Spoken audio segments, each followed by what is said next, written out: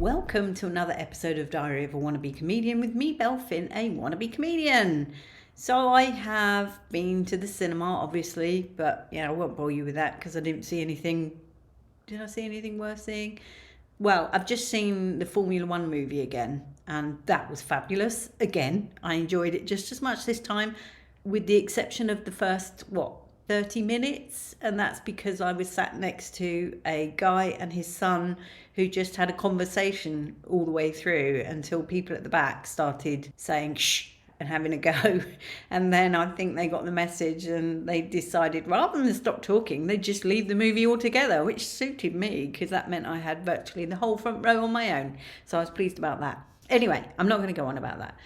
What I want to talk about is Equity have challenged, now let me find, I'm not sure who is it they're challenging. Yeah, so they've got concerns over casting for a Quasimodo role.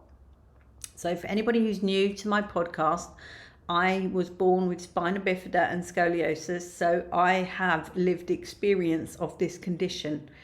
And this statement really highlights the discrimination that people with my condition have more than any other condition, I think. There's that's the wrong word. There's recognition now. In fact, some disabilities, dare I say it, are cool. People with blades that do running, people see them as heroes because they're faster than people with real legs on lots of occasions. So, being blind and deaf, these are all recognised and people go out of their way to help. But for some reason, my condition is still mocked, even Equity itself said that Quasimodo is effectively the poster boy for disability. And I don't know how I feel about that statement. In fact, I still don't know how I feel about it. A lot of what I'm reading, in all honesty, pisses me off. But I'm going to take it that it's coming from the right place. I think that's the way I've got to look at it. It's coming from the right place. It's a start. But let me read you their statement. So this is Natalie Amber, the chair of Equity's Deaf and Disabled Members Committee. And she says, the casting of this role has caused concern and raised many questions from our members. I'm going to stop there for a minute. I struggle to see how it's raised many questions from many members, because you might remember that I went to Birmingham last year for the conference and they had a motion around this very point, because Quasimodo in that scenario, because obviously there's a lot of Quasimodos being cast and they're always cast with able-bodied people, and you might remember that I said it was the only motion where people voted against it, not enough to vote it down, but I was just like, why are people putting their hands up for this? This is ridiculous. So yeah, maybe from members, but not that many, I would say. Anyway, back to the statement.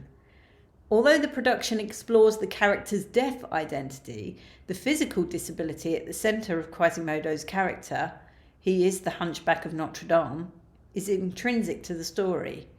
To highlight one facet while overlooking another erases the lived experience of people with physical impairments and is an example of ableism.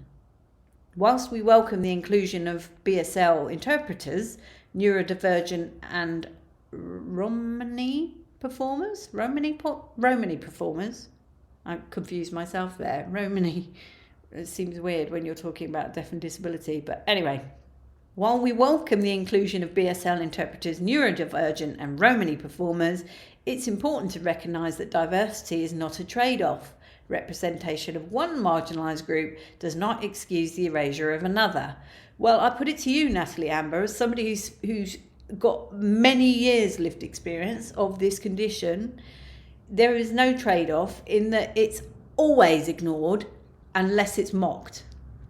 So I think it's great you're standing up for people. I'm very pleased that it's a step in the right direction. You're standing up for people, saying, people like me should be able to go for that role and be cast in that role over somebody who's able-bodied because I have lived experience.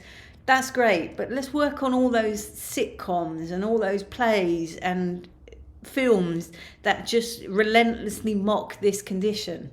Let's go down that route, shall we? I appreciate that's a really difficult one for me. I still think I'd like to see respect, shall we say, for this condition.